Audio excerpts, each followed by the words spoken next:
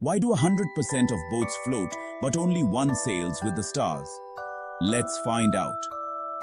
Once upon a time, there was a little red boat named Bob. Bob loved floating on the big, wide ocean, but he had one wish: to sail to the moon. One day, Bob saw a shiny balloon in the sky. Maybe it can help me, he thought. Bob tied a string and started to rise, up past fluffy clouds and birds. But the balloon drifted away. Oh no, thought Bob. Then a friendly owl flew by. Don't worry, little boat, said the owl. Sail with the stars instead. Bob loved the idea.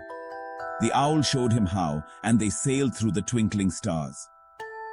Bob never made it to the moon, but he had an amazing adventure. From that night on, Bob sailed with the stars, the happiest little red boat in the whole wide ocean. Sweet dreams, sailors.